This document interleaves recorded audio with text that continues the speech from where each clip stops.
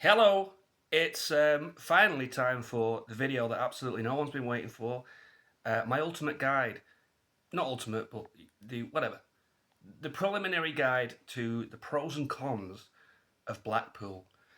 Many things I really love and enjoy about Blackpool, and probably just as many things that are quite fucking irritating.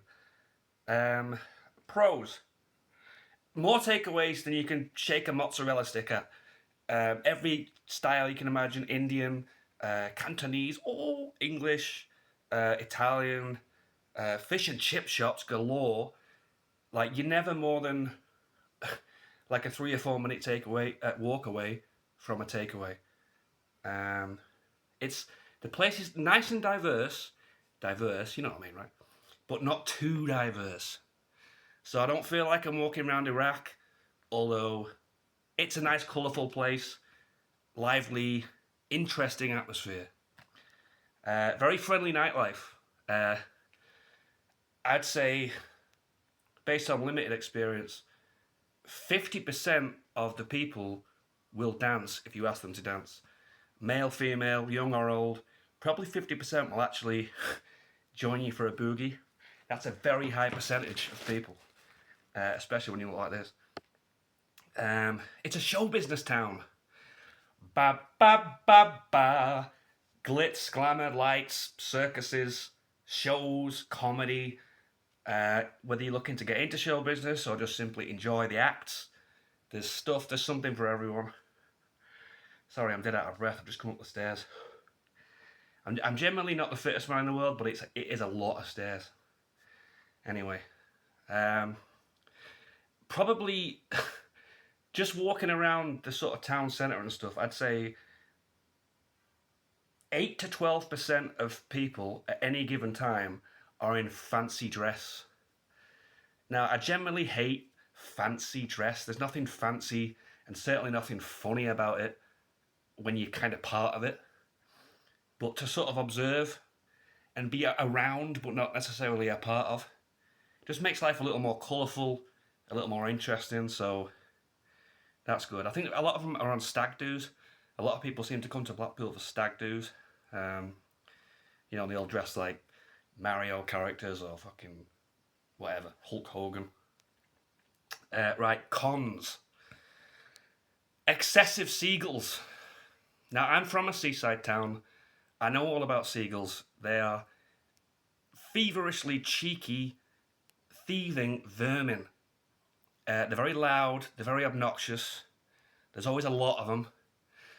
But compared where I'm from to here, Blackpool, I have never known so many. And they are brazen. From the one the other week that literally the size of a Labrador swooped down and stole a Greg's pasty straight out of my hand, piping hot, whole thing, just off with it. From 5 in the morning onwards, they're all right outside your window like a fucking alarm. Very, very annoying. I think we should normalise viewing seagulls as a detriment to humanity. They are germ-ridden, they are noise pollutants. Any spare bin bag that's left around, they're picking it apart, leaving litter all over the street. They're a nightmare. There should be a seagull cull. I think that should be socially acceptable. The so-called fly tipping gates at the side of every back alley. Man, you go out to take your rubbish and put it in the big rubbish bin, and you can't get down the back alley to the bin because it's locked by the council. And I think they can unlock it temporarily at certain times of day. This is supposedly to prevent fly tipping. Where's the logic? Dude, if you make access to the bins a little more simple, I'm not going to bloody fly tip them, I'm going to go put it in the bin. But when the gate's locked, like 99% of the day, and nobody can get there, what do you expect them to do with the bins? It's the stupidest policy ever. It's a big problem. A lot of couches in the street. Couches, fridges, toilets, mattresses is a big one. More typically in the back alleys than in sort of the main streets and stuff, but there are certain back alleys where you could almost find enough furnishing for a full house. Um, like I say, beds, mattresses, wardrobes, and you think, oh, that's a mess. That'll probably be cleaned up by tomorrow or something. A month later, still there. There's a big homelessness problem, which of course I don't blame the homeless themselves for, at least not for the most part. It's a genuine tragedy, and there's a lot of them, and it's no good for them, and it's no good for the people that they're constantly pandering for money and stuff. Believe me, I was on the verge of homelessness for about 8, 9 months there, temporarily, technically homeless.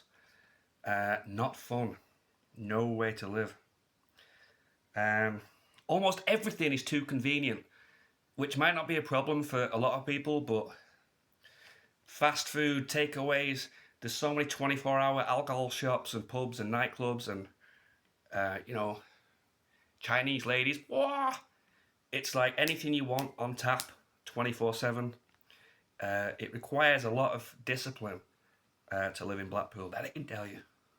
Um, the last con I'm going to mention here, waxworks. Who in their right mind ever thought waxworks were going to be a good attraction, a good like family day out? I mean, I say that, but and I say that in a huge way, but a lot of people seem to flock to these places, and they stand next to Cristiano Ronaldo or whoever the fuck, Jeremy Kyle, and they all take the photographs with him. I don't see the appeal personally. It's clearly a wax statue that kind of looks like the person it's meant to be. And people are paying big bucks to get the photograph taken next to it. And that's just more of a personal pet peeve. I don't get it. Anyway, that's Blackpool. Come to Blackpool. Have fun. Wear a silly hat. Don't visit the waxworks. Beware the seagulls. And come get yourself a free couch.